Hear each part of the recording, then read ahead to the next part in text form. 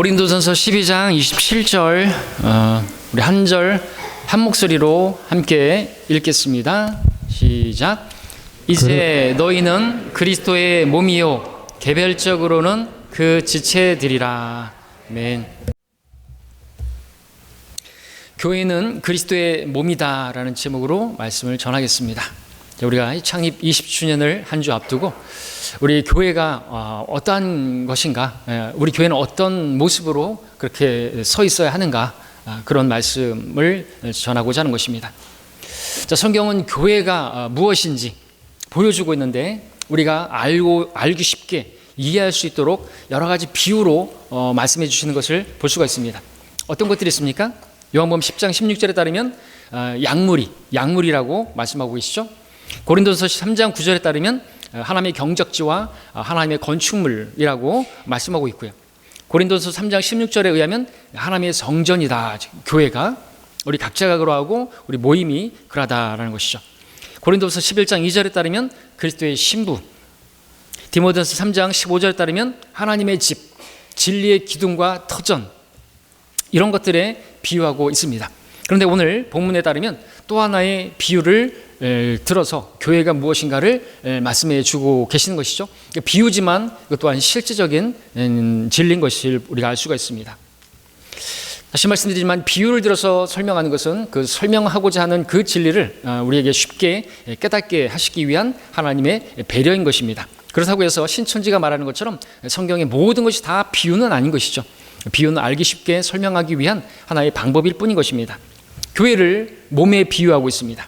또 다른 성경에서는 교회를 또 집으로 또 비유하고 있죠. 하나님의 집이라든지 진리의 기둥과 터전으로 교회를 몸으로 또 집으로 그렇게 표현해서 쓰고 있는데, 또 성경은 또 우리 몸을 또 집으로 또 비유해서 말씀하고 있는 부분도 있죠. 우리 몸이 집이라는 것이죠. 우리는 지금 이 진흙집에 살고 있는 것입니다. 그렇죠? 고린도서 5장 1절에 따르면 우리의 장막집이, 이 땅에 있는 이 장막집이 무너지면 하나님께서 지으신 큰 집, 하늘에 있는 영원한 집으로 우리가 이사를 간다고 말씀하고 계십니다. 욥기 4장에 보면은 우리의 몸이 정말 약한데 죽을 수밖에 없는 우리 사람에 대해서 좀 앞에서도 부서져 버리는 먼지에 기초를 둔 진흙집에 사는 자들이라고 그렇게 표현을 하고 있습니다. 이처럼 사람의 몸을 집에 비유하고 있습니다. 그렇게 표현하고 있습니다. 사람이 어떻게 종 앞에서도 무너져 버리는 것입니까? 그렇죠. 눈에 보이지 않는 바이러스, 작은 코로나, 에볼라 그런 것에도 무너져 버리는 게 우리 인간의 몸이 아닙니까? 예, 종 앞에서도 부서져 버려 죽는 것이 사람인 것이죠. 정말로 약한. 그래서 성경은 남자를 약한 그릇으로, 여자를 더 연약한 그릇으로 말씀하고 있는 것입니다. 남자도 약한 것입니다. 여자는 더 약한 그릇이라고 말씀하고 있는 것이죠. 여러분, 유럽을 정복했던 알렉산더 33살에 우리 주님과 똑같은 나이에 그렇게 죽었는데, 그 꽃단 나이에 죽었는데 무엇 앞에 그 알렉산더가 무너져 버린 것입니까? 죽어버린 것입니까? 모기 때문에, 모기가 전달한 그 말라리아에 무너져 버린 것이에요. 아무것도 아닌 거예요. 천하의 그 알렉산더도 작은 그 미생물, 곤충에 의해서 그가 전한 작은 그런 그 세균에 의해서 죽어버린 것인 거예요. 너무나 연약하죠? 우리 몸은 집과 같습니다. 여러분, 이 몸에서 우리 진짜 나인데 혼이 떠나면 죽는 것이에요. 사람이 죽었어요. 그러면 이제 이 몸은 이제 빈집이 되는 거죠. 집으로 말하면 빈집. 여러분, 시체를 보면 섬찟하죠. 왜 섬찟한 줄 아세요? 빈집이니까. 여러분, 빈집, 폐가 섬찟하죠. 왠 줄 아십니까? 거기 빈집이라서 그런 겁니다. 우리는 흙으로 만든 집에 살고 있습니다. 또 우리 몸을 잘 보게 되면 이게 집이에요. 그렇죠? 우리 몸을 잘 보십시오. 집과 같습니다. 초가집으로 이렇게 덮여져 있는 머리가 있죠. 처마와 같은 눈썹이 있죠. 그리고 창문들이 있죠. 눈이 있습니다. 그리고 환풍기와 같은 또 공기청정 기능이 있는 코가 있습니다. 그리고 내려오면 여기 부엌이 있습니다. 식당이 있어요. 입이 있단 말입니다. 그리고 이 몸 안에는 계속해서 24시간 4계절 내내 계속해서 보일러를 떼고 있습니다. 뜨끈뜨끈한 피가 혈관을 타고 계속해서 흐르도록 그렇게 하고 있습니다. 심장이 있습니다. 그리고 뒤에는 화장실이 있습니다. 배설물이 뒤로 나가죠. 우리 옛날에는 그 화장실을 뒷간이라고 말했습니다. 아주 성경적인 표현입니다. 주님께서도 입으로 들어가는 모든 것은 배를 통해 뒤로 나가는 줄 알지 못하느냐라고 말씀하고 있습니다. 뒤로 나갑니다. 화장실이 있습니다. 우리 몸을 보면 그야말로 집에 있는 구성 것들이 다 있는 것을 보게 되는 것이죠. 여러분은 이런 집에 살고 계시는 것이죠. 흙집입니다. 오래 살면 늙습니다. 아니, 낡습니다. 그래서 죽는 거예요. 흙집이기 때문에 결국에 죽는 거예요. 낡아서 집도 진흙집이 얼마나 오래 갑니까? 낡잖아요. 그죠? 콘크리트 건물이나 빔으로 지은 건물보다는 훨씬 약하지 않습니까? 100년이나 가나요? 80년 가나요? 흙집이? 우리도 마찬가지라는 거죠. 우리도 80년, 70년, 80년, 길게 가면 100년도 갈 수 있지만 진흙집과 같이 마치 그렇게 낡아지고 우리는 늙어지고 결국에 죽는 것이 인간이라고 성경은 말씀하고 있는 것이죠. 비유지만 근데 아주 실제적인 그런 것들을 우리에게 계시해주고 있는 것을 보게 되죠. 자, 그렇다면 교회를 또 몸으로 말씀하고 계시는데 역시나 실제적인 또 비유라는 사실을 알 수가 있겠죠. 교회가 몸과 같다. 그런데 특별히 그리스도의 몸이라고 말씀하고 계십니다. 하나님께서 이것을 통해서 우리에게 무엇을 계시해 주시기를 원하시는 것일까요? 오늘 이것을 우리가 알기를 원하는 것입니다. 이것을 우리가 제대로만 안다면 교회가 어떤 곳인지 알 수 있고 우리 교회는 교회다운 교회로 주님께서 정말 인정하시는 영광스러운 교회로 그렇게 나아가게 될 것입니다. 몇 가지로 말씀을 드리겠습니다. 교회는 그리스도의 몸이다. 무슨 뜻입니까? 여러분의 구원은 영원히 안전하다라는 사실을 계시해주고 있는 것이죠. 교회가 그리스도의 몸이고 이 몸에는요 여러 지체들로 있는데 여러분들이 그 지체들이라는 것이죠. 그리고 그 몸은 머리이신 예수 그리스도와 연합해 있다고 말씀하고 계십니다. 우리는 그리스도께 뼈와 살과 지체라고 말씀하고 있습니다. 에베소 5장 30절에서 이는 우리가 그의 몸, 예수 그리스도의 몸의 살과 뼈와 지체라고 말하고 있습니다. 살과 그의 뼈의 지체임이라 말씀하고 있습니다. 그리스도께서 우리 교회는 그리스도의 몸인데 머리이신 주님과 온전히 연합되어 있다고 말씀하고 있는 것이죠. 만약 이런 모습으로 우리가 주님과 연합되어 있다는 사실을 우리가 안다면, 이렇게까지 비유로 또 상징적으로 보여주고 있는 이것을 안다면 우리는요 어떤 큰 시련이나 환난이나 박해나 공경이나 궁핍이나 그런 상황에 처해진다 할지라도 그 가운데서 우리가 궁핍한 가운데서 어떤 죄를 짓고 도둑질하고 어떤 중한 죄를 짓게 된다 할지라도 여러분의 구원은 결코 완전하고 여러분의 구원은 결코 잃어버리지 않고 하나님의 사랑에서 여러분 절대로 떨어지지 않을 것이다 라는 것입니다. 왜냐하면 우리는 주님과 한 몸이기 때문에 그렇습니다. 주님 머리시고 교회는 여러분은 각각의 그 몸의 지체들이고 주님과 온전히 그렇게 머리와 몸으로 연합이 된 것이죠. 또 주님께서는 우리가 신랑과 신부로 우리가 연합됐다고 말하고 있죠. 우리 주님은 신랑이신 분이시고 우리는 교회는 신부라고 말씀하고 계십니다. 마태복음 19장 6절에서는 주님께서 말씀하셨죠. 그러므로 이제 그 둘은 하나요. 그들은 둘이 아니요 한 몸이니라. 그러므로 하나님께서 결합시켜 주신 것을 사람이 나누지 못함이라 말씀하고 계십니다. 그 누구도 그 무엇도 그렇게 여러분 결혼도 그렇게 하나님께서 결합시켜 주신 것을 나누지 못한다고 말하는데 신랑이신 주님과 연합한 우리들은 누구도 무엇도 나눌 수가 없는 것이에요. 떼어놓을 수가 없다는 거죠. 로마서 우리 함께 보겠습니다. 로마서 8장 35절을 함께 보겠습니다. 로마서 8장 35절 여러분들이 한 목소리로 읽어주시기 바랍니다. 로마서 8장 35절입니다.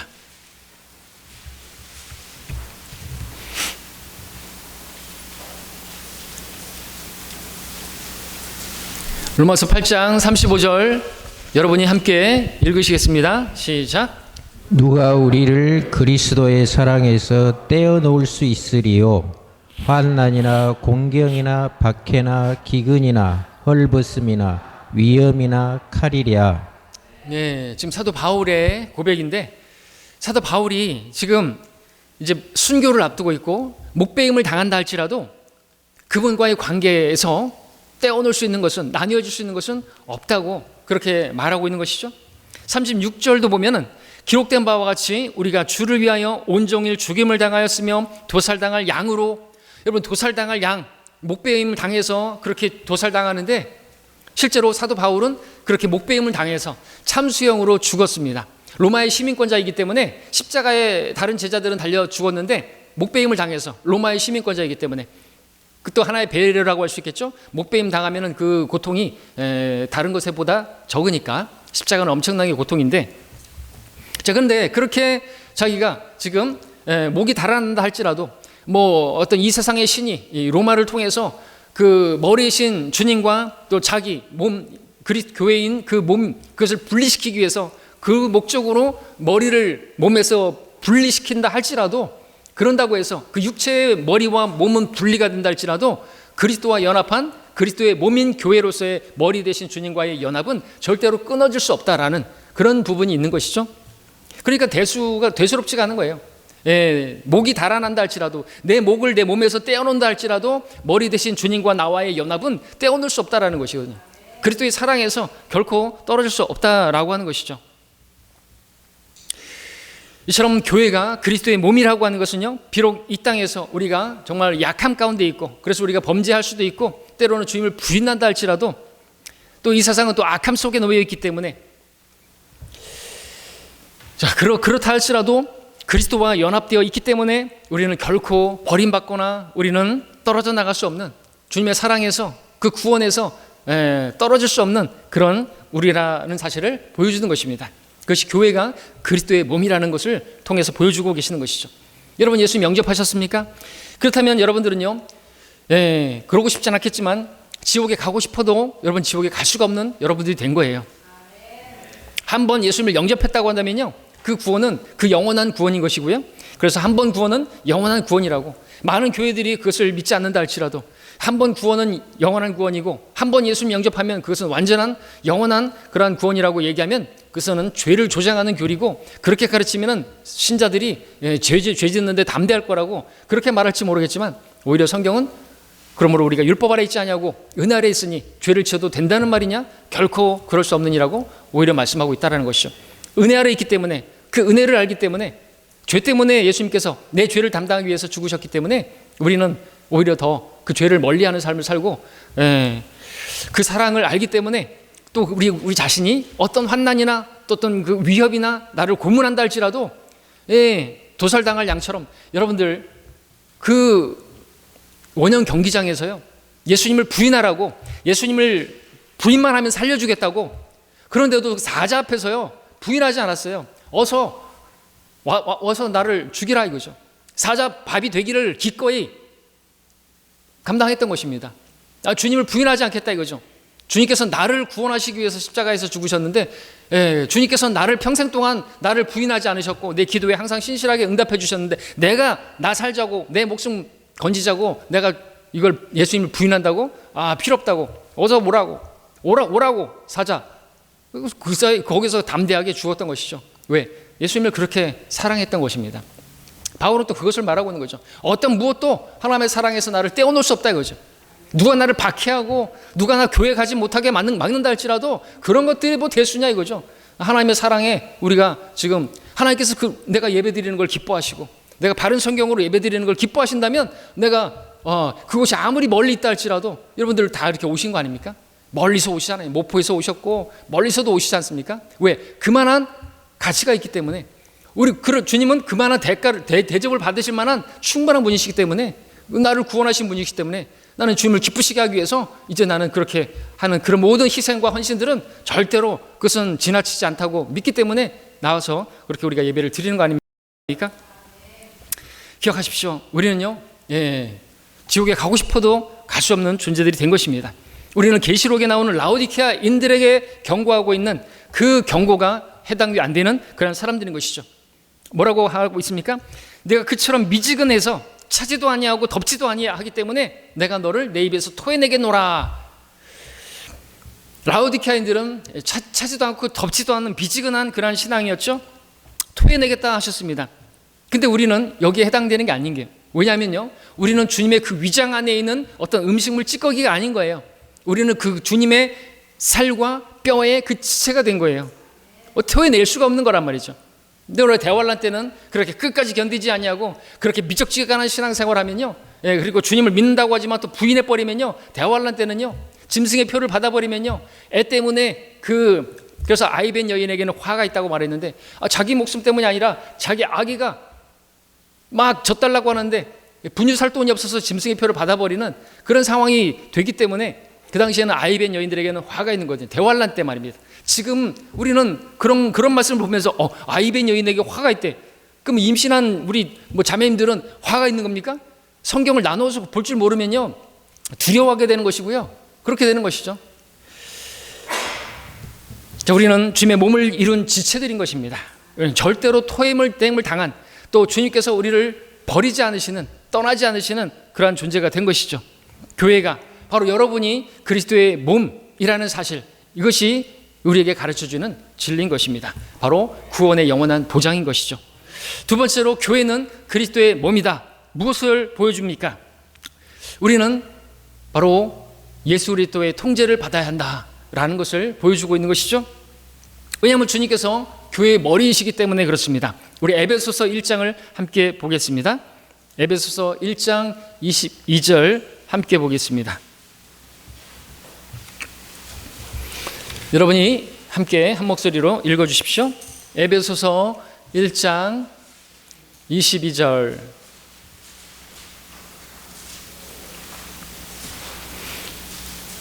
에베소서 1장 22절 말씀입니다. 시작. 또 만물을 그의 발 아래 두시고 그를 만물 위의 머리가 되게 하셔서 교회에게 주셨느니라. 아멘. 만물의 머리가 되시는, 만물, 그분께 복종해야 하는 그분이 예수 그리스도이시죠. 에베소서 5장 23절도 읽어주십시오. 에베소서 5장 23절 여러분 읽어주십시오. 시작. 이는 남편이 아내의 머리됨이 그리스도께서 교회의 머리됨과 같음이라. 그는 몸의 구주시니라. 그렇습니다. 아내의 머리는 남편인 것처럼 교회의 머리는 예수 그리스도이십니다. 머리이신 예수 그리스도, 그분께 우리가 순종해야죠. 그분의 말씀에 따라야죠. 몸에서 머리가 어떤 역할을 합니까? 온 몸을 통제해서 움직이게 하거나 또 멈추게 하거나, 머리에서 내려지는 모든 지시에 의해서 손과 발, 눈과 코와 입과 귀와 모든 지체들이 움직이지 않습니까? 머리가 걸으라 그러면 다리는 걷고요, 손 보고 물건을 집으라고 하면요, 손은 물건을 집습니다. 입에게 말하라고 하면 말하고요, 눈은 눈에게 어디를 보라고 하면 보는 것이죠. 머리에 의해서 그렇게 모든 것이 통제되는 것이죠. 이처럼 교회의 머리가 주님이라는 말은 교회가 주님에 의해서 모든 통제를 받는다는 것을 보여주는 것입니다. 에베소서 4장 15절 16절도 보겠습니다. 교대로 읽겠습니다. 에베소서 4장 15절 16절. 오직 사랑 안에서 진리를 말하며 우리가 모든 일에 성장하여 그에게 이르리니 그는 머리이시며 곧 그리스도시니라. 그로부터 온몸이 각 부분의 분량 안에 효과적인 역사를 따라 각 마디를 통하여 공급을 받아 알맞게 결합되고 체격이 형성되어 몸을 성장시키며 사랑 안에서 몸 자체를 세워 나가느니라. 그렇습니다. 우리 신 머리이신 주님, 그분께서 우리를 성장시킨다라고 하는 것이죠. 머리로부터 공급받는다라고 하는 것이죠. 영적인 성장을 말하는 것입니다. 육체의 성장은 다른 것이죠. 우리 골로새서 2장 19절도 보겠습니다. 골로새서 2장 19절입니다. 골로새서 2장 19절에 제가 읽겠습니다. 머리를 붙들고 있지 아니하나 온몸은 머리로부터 마디와 힘줄을 통하여 영양을 공급받고 엮어져서 하나님께서 자라게 하심으로 자라느니라 말씀하고 있습니다. 머리의 기능이 잘 표현되어 있죠. 그런데 오늘날 교회들을 보게 되면 교회라는 곳들이 머리이신 주님과 따로 노는 것을 보게 되는 것이죠. 주님께서 말씀이신데 말씀대로 행하지 않는 것을 보게 되는 것이죠. 말씀이 없는 직분들이라든지 말씀이 없는 그러한 교회의 전통들이라든지 그런 것들을 행하는 것이죠. 성경대로 행하지 않는 것입니다. 교회는 주님의 몸입니다. 근데 그 몸이라는 그 교회라는 곳이 머리이신 주님의 통제를 따르지 않는 것이, 성경에 없는, 말씀이 주님이신데 말씀과 다르게 행하는 것입니다. 그러면 그 교회는 그리스도의 몸이라고 말할 수 없는 것이죠. 그래도 몸이라고 우긴다고 한다면 머리 없는 몸이라고 말할 수 있겠죠. 머리가 없으니까 어디로 가는지도 모르고 제멋대로 움직이고 있는 모습. 여러분, 머리 없이 움직이는 몸을 보신 적 있습니까? 이 좀비와 같이 얼마나 정말 끔찍합니까? 이건 살아있으나 살아있는 게 아니고, 그죠? 세상 말에 나는 뭐 없으면 시체다 그러는데, 교회가 머리이신 주님과 분리되어 있으면, 머리를 붙들지 않고 있다고 한다면요, 그 문맥에 보면은 사람들이 어떤 전통이라든지, 그죠? 그리고 천사를 숭배한다든지, 그 카톨릭처럼 그런 짓거리 하는 것이에요. 왜 카톨릭이 그렇게 천사를 숭배하고 온갖 그 성인들이라고 하면서 거기다가 기도를 하고 마리아에게, 마리아도 성인이라고 하고 심지어는 성모라고 하고 그에게 중보기도 하고, 왜 그런 거 나옵니까? 머리를 붙들지 아니함으로, 곧 말씀을 붙들지 아니함으로 말씀과 따로 노는 모습을 보게 된다는 것이죠. 크리스마스, 뭐 부활절, 무슨 절, 또 뭐 지금 뭐 하고 있는 그 추수감사절, 그런 거하고는 상관없는 것이에요. 성경에 없는 것입니다. 왜 그런 것들을 하는 것인가 이거죠. 그래서 주님께서 말씀하신 것처럼 그건 사람들의 전통이고, 그것은 헛된 전통이고, 그것으로 하나님을 헛되이 경배하는 것이라고 그렇게 책망하셨는데, 오늘날도 그런 일들이 자행되고 있는 것이죠.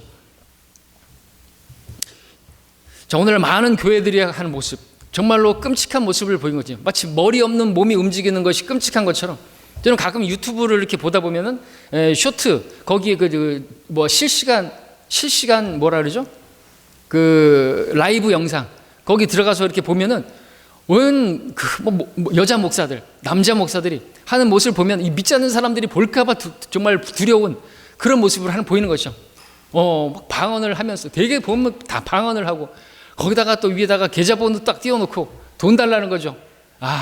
정말 유치하고, 알랄랄라 샤랄랄랄라 막 그러면서 하고, 옷은 왜 이렇게 빨간색, 파란색 진한 그런 유치한 옷을 입고 하는지를 모르겠어요. 남들이 볼까봐 정말로 부끄럽습니다. 길거리에 전도하는 사람들, 어제도 우리 봤던, 정말 민망하지 않을 수가 없습니다. 막 예수천당 부신지옥에서부터 해가지고 막 666표를 받지 말라 그러고, 그 성경을 모르니까 그런단 말이죠.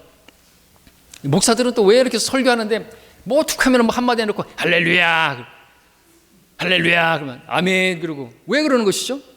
하나님이 그런 무질서하고 품위도 없고 그런가 이거죠. 말씀에 통제를 받지 않는 교회가 아닌 것입니다. 이 사실을 분명하게 인식할 수 있어야 되는 것이죠. 더 나아가서 바른 성경이 없는 교회도 교회란 말할 수 없는 것이죠. 왜 그렇습니까? 교회는 진리의 기둥과 터전이기 때문에 그렇습니다. 우리는 진리를 거슬러서는 아무것도 할 수 없고 오직 진리를 위해서만 할 수 있느니라. 이것이 교회이기 때문에 그렇습니다. 진리는 하나님의 말씀이죠. 아버지 말씀은 진리니다. 그 말씀은 그리스도십니다. 태초에 하나님 계셨고, 태초에 말씀이 계셨고, 그 말씀이 하나님과 함께 계셨으니 그 말씀이 하나님이시고, 그 말씀이 육신이 되어 오신 분이 예수 그리스도이신데, 그리스도는 고린도서 3장 11절에 따르면 교회의 기초가 되시는 분이라 말씀하십니다. 기초가 그리스도라는 말씀은, 교회는 바로 그리스도, 곧 말씀, 그 말씀의 기초에서 세워져야 하는 것을 말씀하는 것이죠. 그리고 그 말씀이 교회의 머리이신 주님이라는 것입니다. 교회는 절대적으로 말씀에 따라 실행하고 말씀에 따라 믿어야 하는 것입니다. 복음부터 시작해서 성경대로 그리스도께서 우리의 죄들로 인하여 죽으시고 장사되셨다가 성경대로 셋째 날에 부활하셨습니다. 그 사실을 믿어야 구원을 받는 것입니다. 그리고 그 말씀은요, 절대로 변개되어서는 안 되는 것입니다. 변개되었다는 것은 영어로 corrupt고, 그것은 부패했다는 것이고, 부패했다는 것은 이미 죽은 것이고, 죽었기 때문에 썩었다는 것이죠. 그러나 하나님께서요, 영감으로 불어넣으셔서 이 성경이 기록됐다고 한다면 절대로 이 성경은요, 변개되어서는 안 되고, 변개되었다고 하는 것은 그것은 이미 타락했다라는 것이죠. 하나님께서 아담에게 생명의 호흡을 불어넣으셨어요. 영감을 불어넣으신 것이 맞지. 그렇게 해서 만들어진 그 아담의 혼은요, 죽지 않는 것입니다. 죽지 않는 존재가 된 것이에요.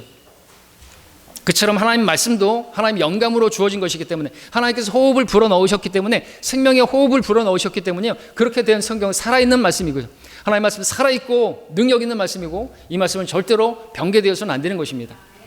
변개되었다는 것은 썩었다는 것이고, 썩었다는 건 이미 죽어버렸다는 것이고, 죽었으니까 썩었다는 것인데, 그런 성경이 아니라는 것입니다. 없음이라는 구절이 있으면 안 된다는 거죠.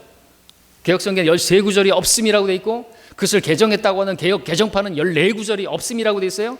하늘과 땅이 없어도 내 말은 결코 없어지지 않는다고 주님께서 하신 그 말씀을 거짓말쟁이로 만들어, 주님을 거짓말쟁이로 만드는 성경이 성경인 것입니까? 주님의 몸된 교회라면 주님의 말씀에 따라 믿고 주님의 말씀에 따라 성경대로 믿고 성경대로 실행해야 하는 교회인 것입니다. 그것이 교회가 그리스도의 몸이라고 하는 그 진리가 가르치는 것인 것이죠. 자, 교회는 그리스도의 몸입니다. 주님은 그 교회의 머리이신 것입니다. 그것을 여러분들 기억하시길 바랍니다. 세 번째로 교회는 그리스도의 몸이다. 무슨 뜻입니까? 교회는 그리스도의 몸이다. 교회에는 많은 지체들이 있다라는 것입니다. 많은 지체들이 있다. 14절을 보겠습니다. 우리 고린도전서 12장 14절.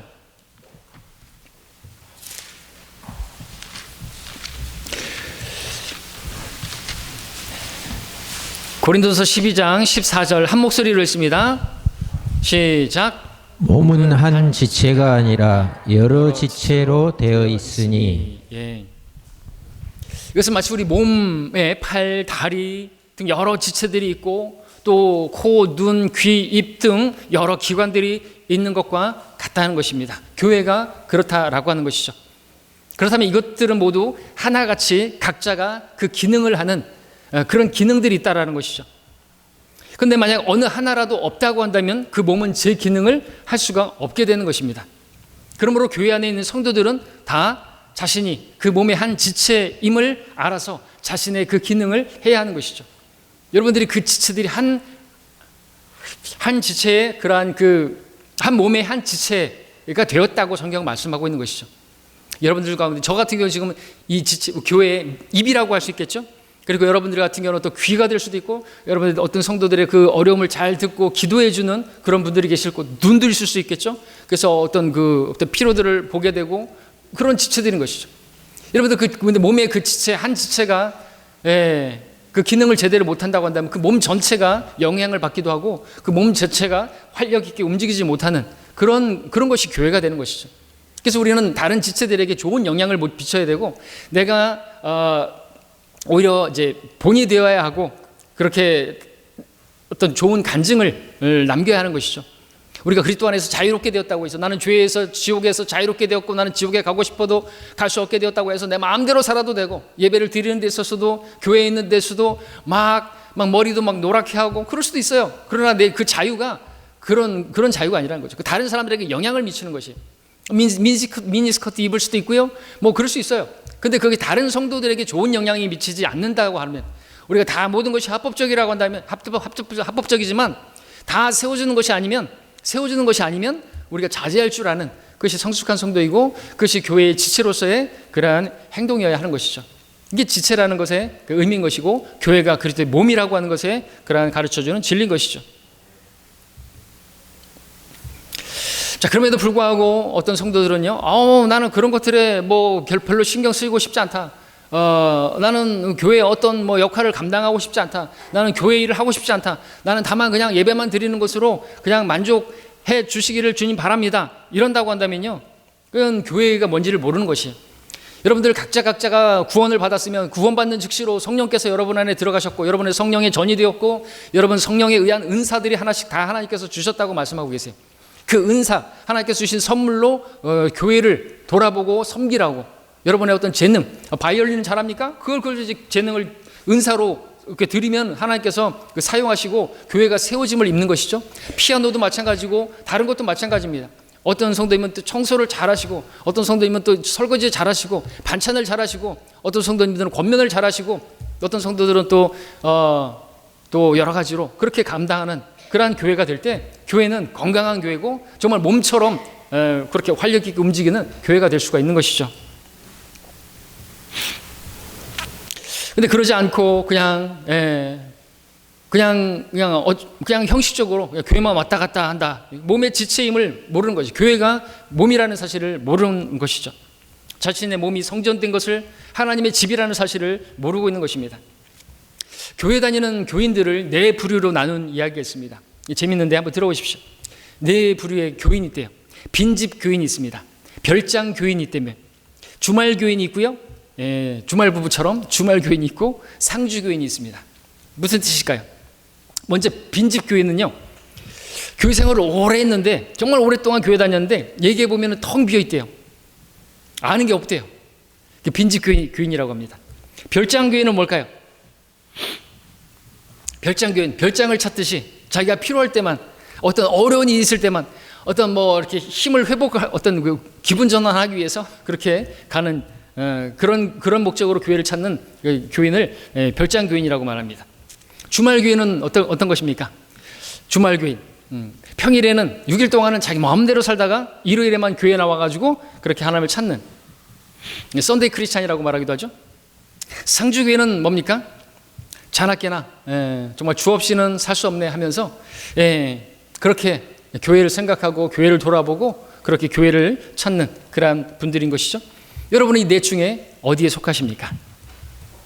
교회는 결코 몇몇 사람에 의해서 움직여서는 안 되는 거예요. 그 하나님께서 바라시는 것이 아닙니다. 그리스도의 몸이라고 했습니다. 몸의 지체들이 여러분이라고 말하고 있습니다. 각자가 역할을 해야 된다는 것이죠.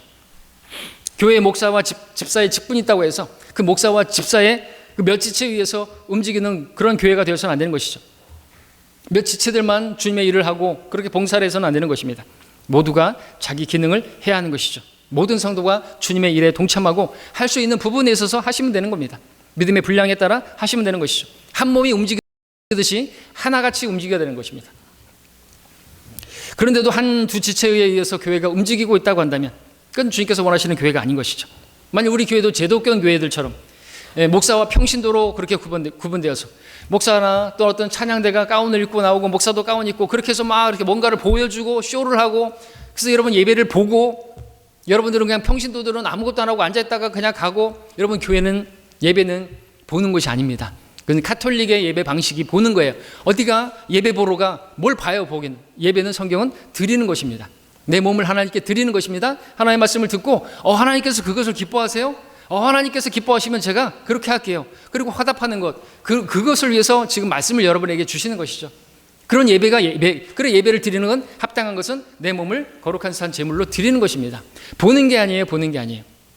뭐 그렇게 해서 몇몇 사람만 그렇게 하고 찬양대만 그렇게 하나님을 찬양하고, 그리고 나머지는 그냥 소위 평신도들로서 또 구원파 교회처럼 몇몇 사람들만이, 목사나 어떤 전도인들만이 그렇게 뭐 예수님 전하고 복음 전한다고 하고, 나머지 사람들은 그냥 아무것도 안 하고 교회만 데리고 오고, 그런 것이 아니라는 것이죠.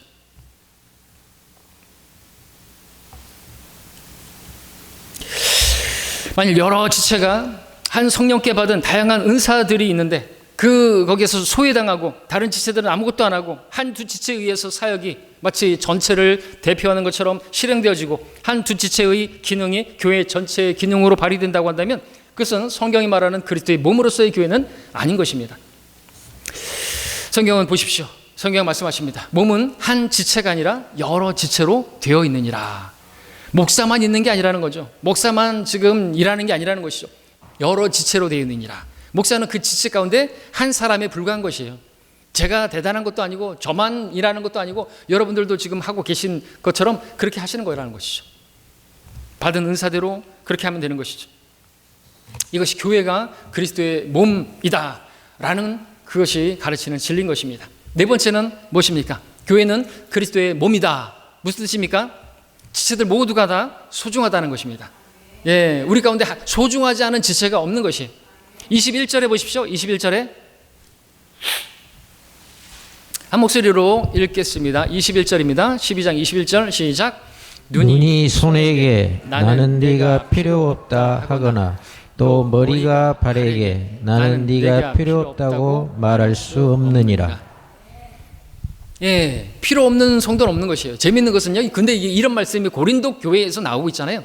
고린도 교회는 상당히 좀 부유한 교회였고요. 가난한 성도들을 무시하고요. 그런 것이에요. 그러면서 자기가 대단하다고 생각하는 거예요. 재미있는 것은 이 높이를 보십시오. 눈이 손에게 말해요. 머리가 발에게 말해요. 몸에서 그렇단 말이죠. 그러니까 지금 위에 있는 존재가 밑에 있는 존재에게 말합니다. 어떻게 해요? 필요 없다 그거죠. 교회 내에서 자기가 대단한 그런 사람이라고 생각하면서 저런 성도는 교회에 필요 없어. 이렇게 말하면 그건 모르는 것이에요. 몸의 지체들 필요 없는 그러한 지체는 없는 것이에요. 심지어는 맹장이라는 그것도 기능이 있는 거면 어떤 사람들은 어떤 것 수술하게 될 때 이번에 이참에 아예 맹장까지 떼어 주십시오. 나중에 맹장 때문에 힘들어 고생 안 되는 것이에요. 기능들이 다 있다라는 거죠.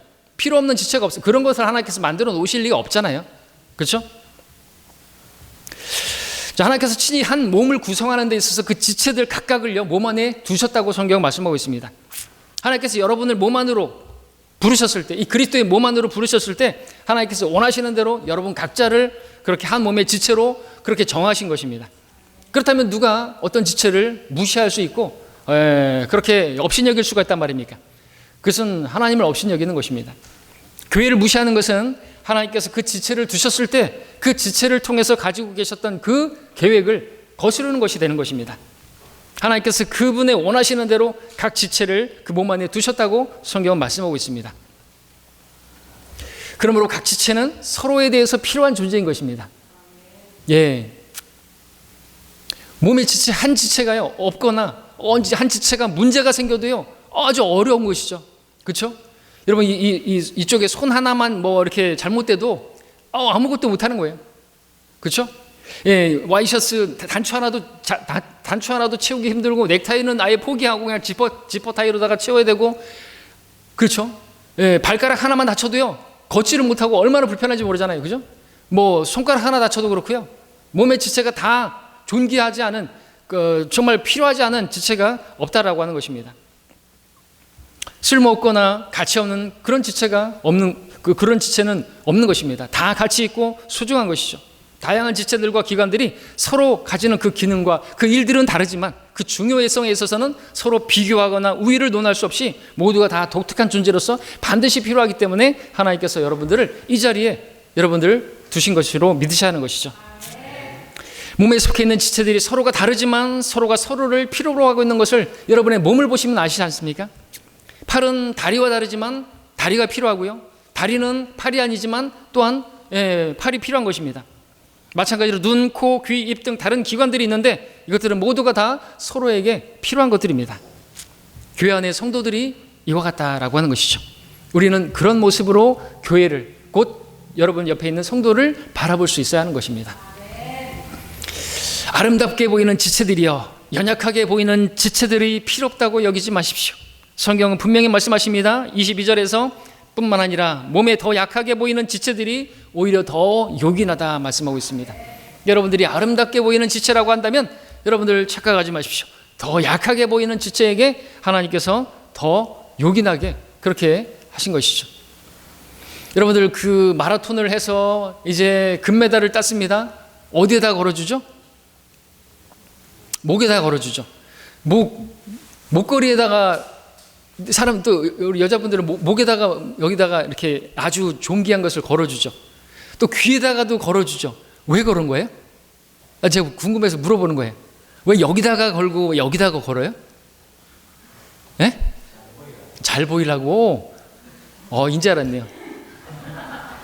저는 여기가 허전해서 이 목이 좀 존귀하지 않아서 또 귀도 제가 전에 말씀드렸던 귀도 귀걸이 하는 분들이 보면 귀가 못생겨서 귀 보지 말고 귀걸이 보라고 귀걸이 한다고 얘기를 들었는데 근데 그건 맞는 것 같아요. 성경적으로. 예, 아름다운 지체들은요 더 뭐 할 게 없어요. 그렇죠? 여러분들 눈이 이쁘면 뭐 달라고 쌍꺼풀을 막 하고 막 이렇게 뭐 하겠어요. 존귀 그 자체로 아름다운 지체인데 그죠? 그러니까 하나님께서 그렇게 하는 것 같아요. 그래서 그럼 메달을 따도 뭐 다리가 수고했으니까 다리에다가 메달을 걸어줘야 될 것 같은데 아니란 말이죠. 목에다 걸잖아요. 목이 별로 이쁘지 않잖아요. 맞나요?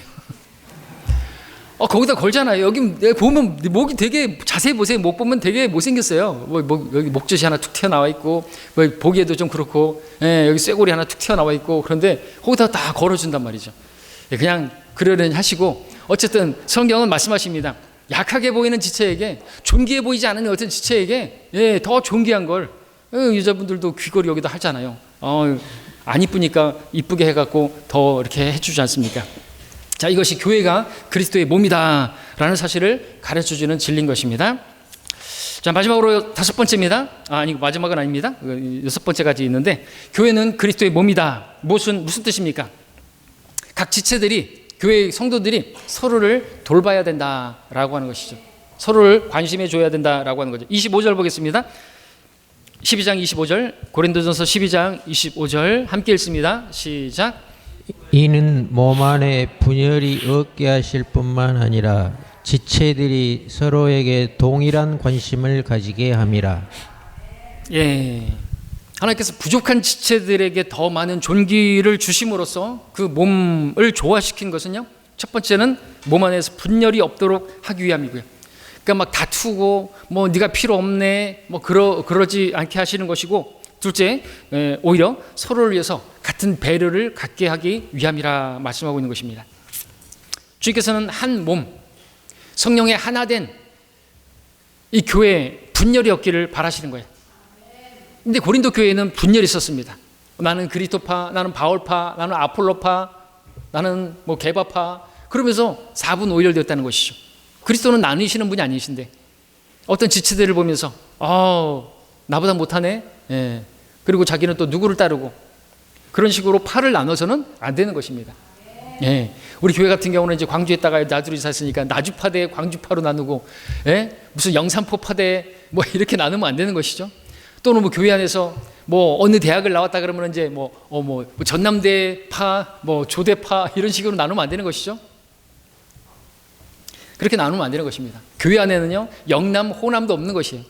예, 경상도 분이 왔다고 해가지고 막 왕따시키고 그러면 안 되는 것이죠. 그렇죠? 일본 분이 와도 얼마든지 여러분들 같이 하나 되고 같이 관심하고, 왜? 우리는 다 그리스도의 피로 하나 된 한 몸이 된 그러한 성도이기 때문에 그런 것입니다. 만약 우리가 이러한 하나님의 역사를 무시하고 한 몸으로 엮어주신, 한 몸 안으로 불러주신 그 하나님의 질서를, 하나님의 그 계획을 우리가 지키지 못하고 또 하나됨을 깨트려 버린다고 한다면 그것은 하나님의 뜻을 거스르는 것입니다. 만일 지체들이 자기만 사랑하고 그렇게 개인주의에 빠져서 자기 주장만 내세우고 또 교만과 헛된 영광을 구하면서 다른 지체들을 무시할 때 그 교회는 하나됨을 잃어버리게 되는 것이죠. 성령의 하나됨을 열심히 지키라고 했는데 깨트려 버리는 것입니다. 만일 각 지체들이 서로를 향해서 갖는 관심을 그거 대신에 비교하고 시기한다고 한다면 한 몸의 조화는 잃어버리게 되고, 그러면 이제 분열되는 것이에요. 근데 고린도 교회가 그랬다는 것이고, 우리 교회도 그렇게 되지 않으리라는 보장이 없기 때문에 성경은 우리에게 고린도 교회를 본보기로 제시하면서 우리에게 교훈을 주고 계시는 것이죠. 비교한단 말이죠. 자기가 은사가 더 나은 은사를 가졌다고, 여러 은사가 있다고 해서 그렇지 못한 가진 지체들을 무시하고 그랬다라는 것이죠. 여러분들 분명히 아셔야 될 것은, 여러분이 어떤 은사를 가지고 그 은사로 주님을 섬기고 있다고 했을 때 여러분 그것으로 여러분 우쭐거리거나 교만해서는 절대로 안 되는 것이죠. 왜요? 은사 자체가 뭐 영어로도 기프트예요. 하나님께서 주신 선물이란 말이죠. 선물은 값없이 받은 겁니다. 근데 그것을 가지고 자랑한다고요? 구원도 선물이니까 자랑할 게 없다고 말하고 있지 않습니까? 너희가 믿음으로 말미암아, 그러니까 우리가 자랑할 때가 있느냐? 없느니라 말씀하고 있단 말이죠. 그렇기 때문에 그걸 가지고 자랑한다? 고린도 교회 같이 돼버리는 것입니다. 그럼 분열하는 것은 이제 시간 문제라는 거죠. 교회가 깨지는 것이에요.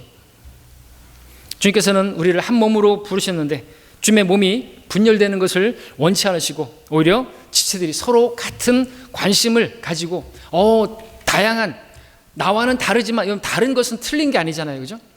틀렸다고 말하면 안 돼. 저 정도는 틀렸어. 나하고 다르다고 해서 틀린 게 아니란 말이죠. 다른 거예요. 다른 거. 그 각자의 다름을 이해하고 받아들일 수 있어야 되는 거죠. 몸에서 손의 역할을 하는 것이고 발의 역할을 하는 것이고 다 다르지 않습니까? 그렇게 해서 서로 관심하고 또 오히려 서로 존중하는, 나에게 없는 그것 때문에, 여러분 부부도 그런다 그러죠. 나에게 없는 그 어떤 것에 그 관심이, 또 그런 것에 끌려서 결혼을 한다 그러잖아요. 자기하고 똑같은 사람하고 결혼 안 한다면서요. 근데 나중에는 자기하고 뭐 성격이 다르다고, 뭐가 안 맞는다고 뭐 그러는데 그러면 안 되는 것이죠. 자, 이것이 교회가 그리스도의 몸이다라는 이것이 가르쳐주는 진리인 것입니다. 마지막으로 6번째, 교회가 그리스도의 몸이다. 무슨 뜻입니까? 함께 고난받고 함께 기뻐하고. 26절 27절 읽겠습니다. 교대로 읽겠습니다. 26절 27절. 이는 몸 안에 분열이 없게 하실 뿐만 아니라 지체들이 서로에게 동일한 관심을 가지게 함이라. 만일 한 지체가 고통을 받으면 모든 지체가 그와 함께 고통을 받으며 만일 한 지체가 영광을 얻으면 모든 지체가 함께 기뻐하느니라. 네, 교회 한 지체의 고통, 다른 지체의 고통에 근거한 것이 되어야 합니다. 여러분, 실제로 우리 몸에서 한 지체가 고통을 당하면 모든 지체가 고통을 당하지 않습니까? 감기라는 바이러스에 걸리면 온몸이 아프지 않습니까? 몸이기 때문에, 한 몸이기 때문에 그런 것이죠. 함께 아픈 거예요. 함께 힘든 겁니다. 이 몸이라는 것이죠. 여러분들 마찬가지예요. 다른 지체의 아픔이 여러분의 아픔이 되고 있습니까? 여러분이 지금 아픈 것이 다른 지체의 아픔으로 인한 것입니까? 아니면 여러분들이 기쁘다고 한다면 다른 지체가 기쁘기 때문에 여러분들이 또 기뻐하고 있는 것입니까? 그것이 교회라고 말씀하고 계시는 거예요. 여러분, 구약시대는 아주 무서운 병이 있죠. 죄를 상징하는 문두병이라는 것이 있습니다. 문두병은요, 신경기관이 손상돼서 신체 기관의 그 감각을 느끼지 못하게 하는 그러한 무서운 병이죠. 지체와 지체 사이에 어떤 감각도 느끼지 못하게 감각이 단절되어 버리는 병입니다. 자, 만일 교회 안에 어떤 지체가 고통을 당하고 있는데 그 고통을 내가 느끼지 못한다고 한다면요, 그것은 마치 문두병에 걸린 것과 마찬가지라고 할 수 있는 것이죠. 각 지체가 지체 간의 아픔을 느끼지 못할 때 유기적인 몸과는 상관없이 개별적인 지체가 되어서 자연히 그것은 이미 분리된 것이나 마찬가지라고 할 수 있어요. 또한 지체가 지체의 고통, 기쁨을 느끼지 못하면서 또 더 나아가서 자기 기능만 열심히 한다. 그 기능을 열심히 해서 그 역할이 아주 뛰어날지 몰라도요, 분명한 것은 다른 지체의 감각을 느끼지 못하고 있다고 한다면 그의 섬김은 한 몸 안에서의 섬김은 아닌 것입니다. 그리스도 안에서의 섬김은 아닌 것이죠. 그렇지 않습니까? 다른 지체들의 아픔이나 다른 지체들의 기쁨에 함께 기뻐하지 않는 가운데 그냥 혼자서 열심히 한단 말이죠. 그 기능이 아무리 대단해도 그것은 하나님 보시기에 합당치가 않은 것입니다. 여러분들, 이 한 몸인데 이 몸에서 떨어져 나가서 열심히 움직이고 있어요. 손이 여기에 잘려져 갖고 떨어져 갖고 막 일을 하고 있어요. 막 글을 쓰고 있어요. 글 보는 사람들은 어떻겠습니까? 손이 벽에다가 글을 써요. 그 몸에서 떨어져 나가고 그걸 보면은 다리가 후들후들 떨리잖아요. 다니엘서에 나오지 않습니까? 실제로 회벽에다가 글을 쓰는데 손만 있고 몸은 없어요. 그걸 보는 벨사살 왕이 어떻게 했어요? 다리가 막 사시 떠들듯이 떨었지 않습니까? 얼마나 끔찍하고 두려운 모습이냐 이거죠. 말코의 귀가 잘려져 가지고 떨어져 나갔어요. 근데 그 귀가 막 펄떡펄떡 뛴다고 생각해 보십시오. 얼마나 끔찍한 모습이겠어요. 마찬가지라는 거죠. 교회 안에서 여러분들도 한 몸이 되지 못하고 다른 지체의 어떤 고통이나 이런 걸 느끼지 못하고 그냥 나 혼자 나는 주님만 바라본다 그러고 그렇게 신앙생활하는 거, 그거 하나님께서 바라지 않는 것인 거죠. 다른 지체가 힘들면 그 지체를 위해서 돌아보면서 기도하고요. 또 여러분들이 힘들면 그 기도 제목을 내놓고 기도 부탁을 하고요. 그렇게 해서 우리가 서로 함께 세워져 가고 서로 함께 돌아보면서 그것이 교회가 그리스도의 몸이라고 하는 그 진리가 가르치는 그 비유가 그 상징이 가르치는 진리인 것입니다. 자, 이것을 우리가 안다면 이제 우리 교회는 어떻게 세워져야 할지 아시겠죠? 20절에서 분명히 말합니다. 지체들은 많아도 한 몸이니라. 27절에서 말합니다. 이제 너희는 그리스도의 몸이요 개별적으로는 그 지체들이니라. 말씀을 맺겠습니다. 오늘 우리 다시 교회가 무엇인지 하나님께서 보여주시는 그 그림을 보았습니다. 한 몸과 같습니다. 한 몸이 가르치는 진리, 먼저는 구원의 영원한 보장입니다. 그러므로 여러분, 구원 때문에 흔들리거나 두려워해서는 안 될 것입니다. 그리고 몸의 머리가 그렇듯이 교회는 오직 주님의 곧 말씀의 성경대로 믿고 실행해야만 하는 것이죠. 성경에 없는 것은 해서는 안 되고요. 진리를 거슬러서는 어떤 것도 받아들여서는 안 되고요. 타협해서는 안 되는 것입니다. 예. 이제 좀 있으면 크리스마스가 다가오는데 여러분, 크리스마스라고 해가지고 괜히 그냥 기분이 들뜨고 그럴 필요 없는 것이에요. 크리스마스는 그건 이교도 거기서 만든 것이고 그것은 태양신의 그런 탄생일과 관련 있는 것이지 농신제와 관련 있는 것이 예수님의 탄생과 전혀 상관없는 것입니다. 또 몸이 그렇듯이 교회에 많은 지체들이 있다는 것입니다. 때문에 몇 지체에 의해서가 아니라 모든 지체에 의해서 이 교회는 움직여야 하는 것입니다. 몸이 그렇듯이 어떤 지체 하나 또 소중하지 않은 지체가 없다는 사실입니다. 그러므로 서로를 존중하시고 서로를 더 나보다 낮게 여기셔야 하고 또 서로에 대해서 관심을 가지셔야 한다는 것입니다. 또 몸이 그렇듯이 교회 성도들 함께 기뻐하고 또 함께 또 아파하고, 주님께서 말씀하지 않았습니까? 우는 자들과 함께 울고 기뻐하는 자들과 함께 기뻐하라고 말합니다. 기쁜 일은 간증해서 함께 나누시고 어려운 일, 슬픈 일들은 또 기도 제목으로 내놓으셔서 기도함으로써 그렇게 짐을 서로 나누어 지시는 것. 그래서 그리스도의 법을 이루시는 그러한 한몸된 교회, 우리 교회가 그렇게 세워져 가기를, 그런 교회를 바라시는 그 주님의 기쁨을 이루는 우리 광주성경 침례교회가 되기를 간절히 원합니다.